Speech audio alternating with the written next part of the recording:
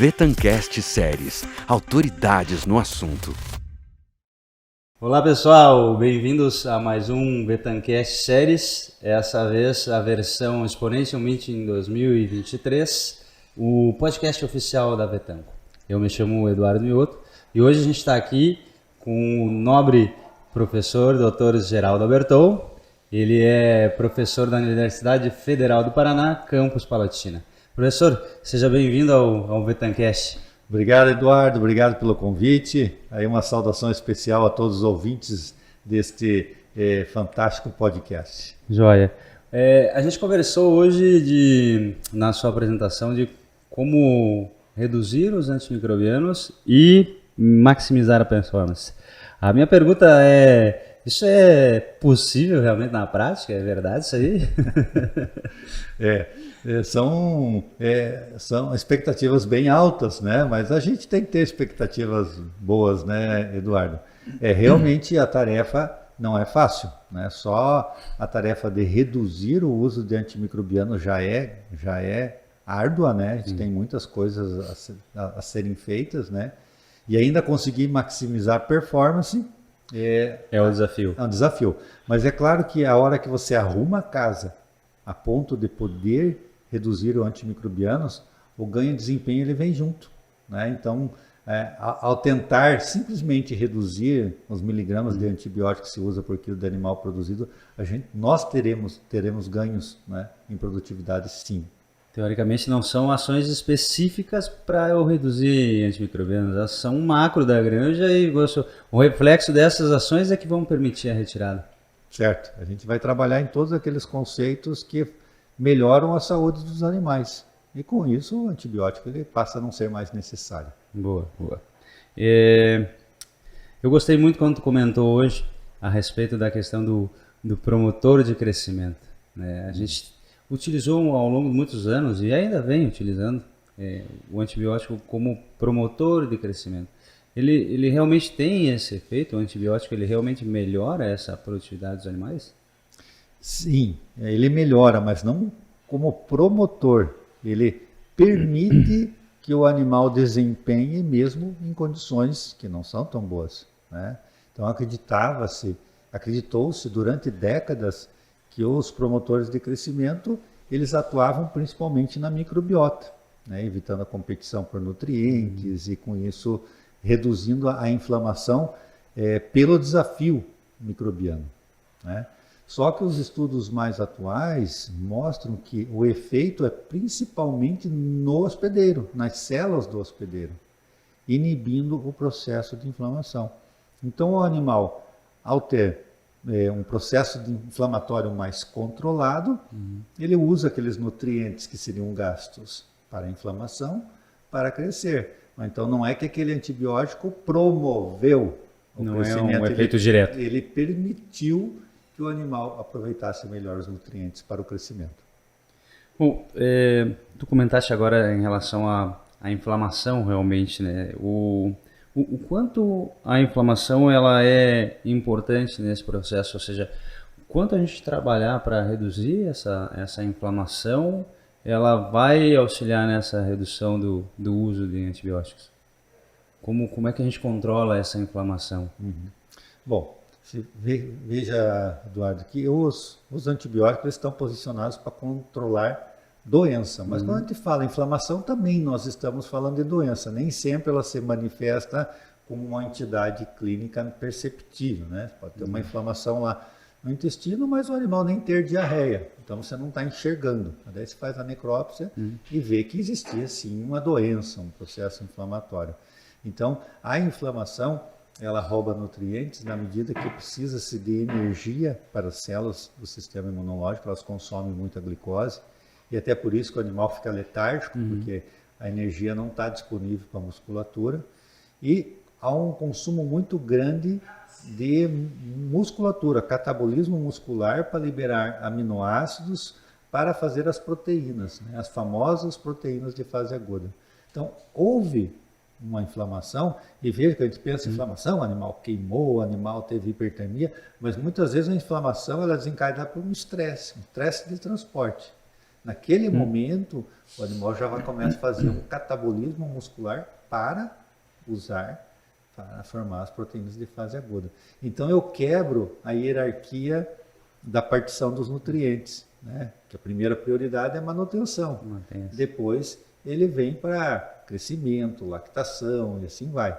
Mas assim, a partir do momento que eu ativo o sistema imunológico, os outros componentes eles não são tão importantes. O animal precisa estar vivo em primeiro lugar. Então o sistema imunológico ele passa a ser prioridade. E é aquilo que a gente enxerga na baia. Um animal está com a pelagem feia e aos poucos começa fino, né? O animal começa a refugar, simplesmente porque ele tem, por exemplo, um estresse pós-desmame e o intestino inflamado, muitas vezes por um jejum muito prolongado. É isso que a gente tem que conseguir controlar, entender por que isso acontece, para poder falar de reduzir antimicrobiano, porque senão, se eu fizer as mesmas coisas e ainda tirar o antibiótico, nós teremos muitos problemas com mortalidade, com refugagem, com condenação na abatedoura. Eu acho que esse é o principal erro que o pessoal comete, né, professor? Muita gente se emociona, né? Escuta o Albertão falando em redução de antimicrobianos, chega na granja, vamos reduzir o antimicrobiano e vamos acreditar que vai funcionar. E aquilo que você estava falando no princípio da conversa, de ajeitar a casa, né? Seria preparar o sistema. E nessa linha, o que tu crês, quais seriam alguns dos pilares, né, desse ajeitar a casa? O que eu tenho que fazer de dever de casa primeiro, antes de efetivamente partir para o processo de retirada ou redução dos antimicrobianos? Excelentes questões. Eu vou citar aí 4 pontos principais que são os pontos que conferem saúde para um rebanho. O primeiro é a saúde de plantel, né? As porcas, né? Hoje elas são milhares dentro de uma granja, elas estão esquecidas, né? Se ela tem uma dor, se ela tem uma claudicação, se ela está vomitando, se ela está com qualquer problema, às vezes a gente não enxerga, né? Porque são muitas, né? Nós temos granja aqui no Paraná indo para logo 20 mil porcas, né? Não tem uma pessoa para enxergar 20 mil porcas todo dia. E elas é um costume, né? Não é um costume a gente olhar para as fêmeas, né? Então nós temos que ter, toda a granja tem que ter um enfermeiro de plantel. Não é um enfermeiro de plantão, é um enfermeiro de plantel. É o cara que a função dele é olhar as porcas, monitorar, tá com as fezes escuras, né, indicando aí uma perda sanguínea via estômago, ou tá pálida, tá claudicando, tem úlcera de paleta, comeu, não comeu, para ter uma intervenção precoce e aí acionar o médico veterinário para fazer um exame mais complexo, mas tem que ter esse cara de prontidão, né? Reduzir mortalidade. E por que o foco em saúde de plantel? Porque a porca é que vai colonizar os leitões com a microbiota. Se eu não cuido das porcas, eu não posso pensar em microbiota adequada para o leitão, porque da onde que ele vai adquirir isso? É da mãe, né?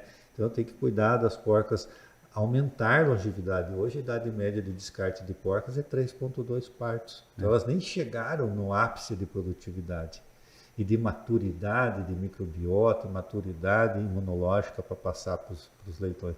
Toda hora está renovando, né? Então diminui taxa de reposição, diminui a taxa de mortalidade. E, extremamente importante, Eduardo, banir o uso de antibiótico preventivo para infecção urinária. É a primeira parte do processo, que foi assim que a gente começou errado. A gente começou lá atrás com antibiótico para infecção urinária e aí só foi acrescentando as fases que iam receber antibiótico. Então agora, na hora de parar esse círculo vicioso, tem que começar lá com a porca. Parar de usar antibiótico preventivo. Então, a gente já sabe que os níveis de infecção urinária hoje são baixos, basta fazer uma monitoria com urinálise, que é barato e fácil de fazer, e medicar individualmente as porcas. Parece absurdo, mas não é. É muito simples e o custo é de 20% do custo de fazer a antibiótico terapia coletiva. Mas desse jeito dá trabalho. Dá trabalho, tem que acordar cedo, tem que entrar na baia, mas é isso aí, é a profissão do médico veterinário. Tratar quem está doente, né? O indivíduo. Boa. Aí, o segundo pilar é a imunidade passiva. Então, eu cuidei bem dessas porcas, ela vai colonizar o leitão com a microbiota dela e vai passar a imunidade passiva. Então, eu tenho que ter a garantia de que todo mundo vai tomar colostro. Fala-se muito, a quantidade de colostro hoje é insuficiente para o número de leitões. Tá? Então eu não consigo que todos os leitões tomem 250 gramas em 24 horas. Mas tem leitão que nem tem tamanho para isso, porque o leitão ele vai tomar 22% do peso corporal. Se o leitão nasceu com meio quilo, como é que ele vai tomar 250? E se ele não alcançar o aparelho mamário, ele também não vai tomar, né? Então, qual é a solução? Já que não tem colostro em quantidade suficiente para todo mundo, que tal a gente garantir que todos ganhem a primeira parcela do colostro, que é a mais rica em imunoglobulina, né? E aí nós conseguimos reduzir essa disparidade de imunidade passiva entre os leitões. Então, uma boa colostragem. Esse é um segundo ponto. Que seria aí pelo menos aquele foco nas 6 primeiras horas, onde a maior taxa de imunoglobulina está disponível, né? Isso, e de preferência na mãe biológica. Aí passou essas 6, 8 horas, bom, aí tem 20 leitões e tem só 14 tetas viáveis, aí vai ter que distribuir. Sim. Né? E tem critérios para essa distribuição também. Mas a gente garantindo essa primeira mamada aí, essas primeiras mamadas já é metade do caminho. Né? Terceiro ponto que eu enfatizo é microbiota. Nós temos que cuidar da microbiota. Então, banir o uso de antibiótico preventivo em maternidade. Já bani lá na gestação, vou banir na maternidade. Por quê? Não adianta eu querer que forme microbiota se eu estou dando antibiótico. Né? Já zera todo mundo no primeiro dia. E veja, existem agentes que hoje são um grande incômodo na suinocultura, como Streptococcus, Glasserella, e vários outros, né? Mycoplasma iucinove, não o Iopneumonium, que precisa colonizar pela mãe. Por que pela mãe? Está em pequena quantidade, é menos patogênico, para que lá na frente ele já esteja colonizado. Então, a hora que chegar o mais patogênico, fala, opa, aqui tá ocupado. É a famosa exclusão competitiva. Então, nós temos que nos adiantar, não deixar que o acaso decida a nossa vida, ele ser colonizado por qualquer um lá na frente. Não, vamos garantir que ele seja colonizado pela mãe. Mas uma mãe que eu cuidei bem da saúde dela, para ela ter coisa boa para passar, senão não adianta. Não adianta, ela vai passar coisa ruim. E o último pilar, que eu considero importante, desses que são inegociáveis, é a redução, controle efetivo de doenças imunossupressoras.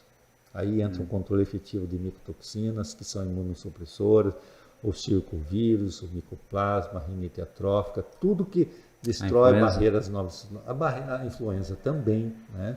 Mas os outros têm uma característica imunossupressora muito mais presente e são crônicos, né? A influenza é importante, mas ela é sazonal e de passagem rápida. Agora, uma rinite, micoplasma, circovírus é meio que para sempre, né? Então o prejuízo é muito maior. Então, se a gente tem um programa de saúde focando nesses pilares e tomando decisões dentro da granja, sempre olhando o sistema imunológico, eu acabo acertando, porque muitas medidas que nós tomamos emergenciais, elas não ajudam o sistema imunológico, elas pioram. Então, se eu colocar o sistema imunológico como decisor das nossas ações, a gente começa só a acertar no lugar de errar. Boa, eu gostei quando tu comentaste que geralmente nossos programas eles não são um programa de saúde, né? Eles são um programa de doenças. Programa de doenças. Porque a gente trabalha focado no, como tu mesmo mencionaste, no micro, né? A gente foca na doença, a gente foca na cólera, o exemplo que tu deu, e baseado naquele problema que eu achei lá na maternidade, eu vou tomar todas as minhas decisões para trás, né? Então, é um programa de doença e não efetivamente um programa de saúde.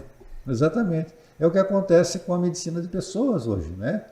Aí a pessoa está lá estressada, não dorme, vai no médico, dá um remédio para dormir. Aí daqui a pouco o cara não consegue perder peso, dá um remédio para perder peso.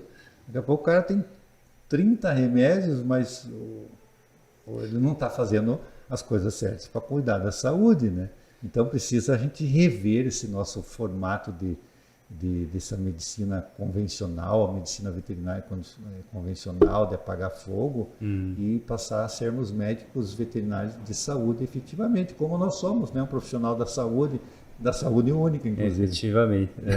Mas eu acho que essa é a linha, Essa é uma das maiores dificuldades que a gente vê no campo, né? E eu lembro quando eu era extensionista, também era assim, acredito que não deva ser muito distante da tua época, né? O veterinário ele sai correndo para o campo porque tem um chamado e ele tem outros tantos integrados, outras tantas visitas para fazer, e ele entra na granja, ele identifica, entre aspas, o problema, né? O que ele acredita que seja, ele simplesmente olha o problema, deixa uma medicação, recomenda ao produtor como faz, vira as costas e vai embora. E aí a gente está resolvendo só a consequência e não está entendendo a causa do problema. E aí muitas vezes esse problema segue recorrente na granja, né? Porque a gente não tirou o que está causando e sim só fazendo um paliativo, né? Exatamente. E você falou disso, eu me lembrei quando eu comecei a minha carreira, a principal chamada, né, que eu recebia de atendimento era para a doença do edema.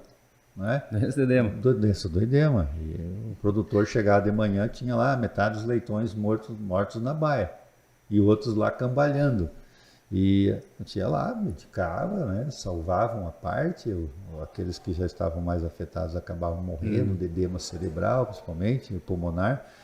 E você não atacava a correção, porque ela passava por uma mudança de ração. Né? Naquela época a ração era basicamente milho e soja, desde a pré-1. Se o leitão comesse bem, ele morria. Tinha que fazer restrição. Então acontecia mais na segunda-feira, porque daí o produtor ia o bailão no fim de semana, o bailão no final de semana, ia para a bodega no domingo e enchia o coxo e os leitões só pela segunda-feira dele o Geraldão atender lá a galera que estava morrendo. E é claro que para corrigir o problema nós tivemos que focar em saúde. Eu precisava de uma dieta que proporcionasse saúde para esse intestino e não um troço parado lá que não digeria, né? Então, se eu não resolvo a questão saúde, eu fico só apagando fogo. Muito bem. E aí realmente a gente apaga fogo e termina não reduzindo efetivamente o uso de antimicrobiano. Tá bom, professor. Muito obrigado pela sua presença. Foi uma conversa muito boa. A apresentação foi espetacular e a gente tem um grande trabalho ainda, um grande serviço pela frente para poder efetivamente dizer que a gente está reduzindo antimicrobianos, né? Eu que agradeço, Eduardo, aí, pelo convite para esse evento, que foi fantástico, e para participar aí dessa iniciativa aí fantástica de vocês aí do Vetancast. Nada, muito obrigado. Pessoal, esse foi mais um Vetancast, hoje com o nosso querido professor Geraldo Alberton, e a gente se vê no próximo episódio. Vetanco, produtos seguros para alimentos seguros.